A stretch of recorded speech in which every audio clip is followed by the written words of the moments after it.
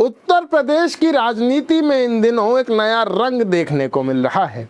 वैसे तो मुख्यमंत्री योगी आदित्यनाथ भगवा वस्त्र पहनते हैं, लेकिन आगामी चुनावों और दलितों के बीच अपनी पैठ मजबूत करने के लिए वे अब नीले रंग यानी बाबा साहेब अंबेडकर के प्रतीकों को अपना रहे हैं। योगी सरकार ने एक बेहद अनूठा और बहुत बड़ा ऐलान किया है कि उत्तर प्रदेश में बाबा साहेब भीमराव अंबेडकर की सभी मूर्तियों पर अब सरकार की ओर से छतरी लगाई जाएगी। मूर्तियों के शिलान्यास और लोकार्पण की खबरें तो आम हैं, लेकिन बनी बनाई मूर्तियों पर छतरी लगाने का ये आइडिया पहली बार सामने आया है और इसकी रफ्तार का आलम यह है कि घोषणा के महज 24 घंटे के भीतर यूपी कैबिनेट ने इस प्रोजेक्ट को हरी झंडी भी दिखा दी है। नमस्कार, मैं हूं शाश्वत सिंह दर्पण और आप देख रहे हैं द देश बोर्ड।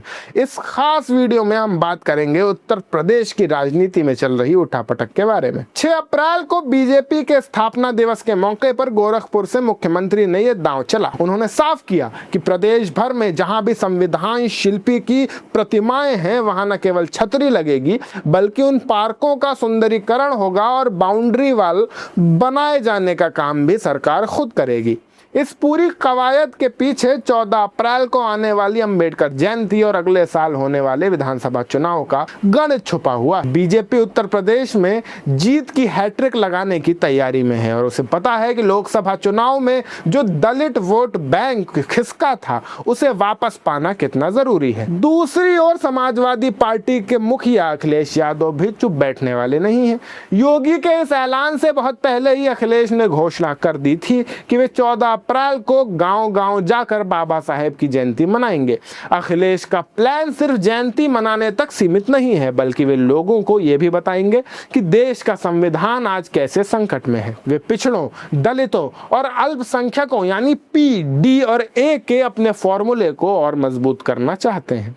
उनका तर्क है कि बीजेपी केवल प्रतीकों की राजनीति कर रही है, जबकि वे बाबा साहेब के विचारों और संविधान को बचाने की लड़ाई लड़ रहे हैं। इस पूरी सियासी खींचतान के बीच सबसे बड़ा सवाल दलित वोट बैंक के अंक गणित का है। उत्तर प्रदेश में करीब 21% दलित आबादी है और विधानसभा के 84 आरक्षित सीटें भी हैं। पिछले लोकसभा चुनाव में एक बड़ा बदलाव देखने को मिला था। दलितों में जाटव समाज तो काफी हद तक मायावती के साथ रहा, लेकिन पासी और कोरी समाज के एक बड़े हिस्से ने अखिलेश और राहुल की जोड़ी पर अपना भरोसा जताया था। इसी बदलाव की वजह से बीजेपी का वोट बैंक करीब 8.5% गिर गया था। अब योगी आदित्यनाथ इसी खाई को पाटने के लिए छतरी वाला फॉर्मूला लेकर आए हैं ताकि जो समर्थक छिटक गए थे उन्हें दोबारा साथ लाया जा सके। हालांकि दलित चिंतक और विपक्षी नेता इस पर सवाल उठा रहे हैं। उनका कहना है कि योगी जी छतरी तो बाद में लगाइए, पहले उन मूर्तियों को टूटने से बचाइए जिन पर आए दिन हमले होते हैं। उनका आरोप है कि एक तरफ प्रदेश में बाबा साहेब की मूर्तियां तोड़ी जा रही हैं और दूसरी तरफ सरकार केवल दिखावे के लिए उन पर छतरी लगाने की बात कर रही है। वरिष्ठ पत्रकारों का मानना है कि बसपा के कमजोर पड़ने से जो दलित वोट बैंक शिफ्ट हो रहा है उसे हासिल करने के लिए सपा और बीजेपी के बीच अब आर पार की जंग शुरू हो गई है। सियासत के इसी शोर के बीच एक और चर्चा जोरों पर है, पवन खेड़ा और हेमंत विश्व शर्मा की जंग। असम के मुख्यमंत्री और उनकी पत्नी पर भ्रष्टाचार के आरोप लगने के बाद पवन खेड़ा कांग्रेस के भीतर एक नए हीरो बनकर उभरे हैं।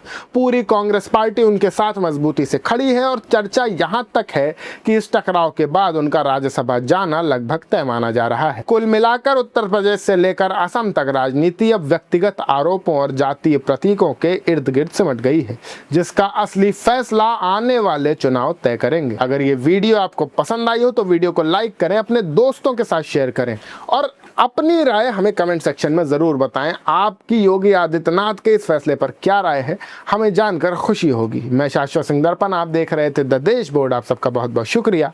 जय हिंद, जय भारत।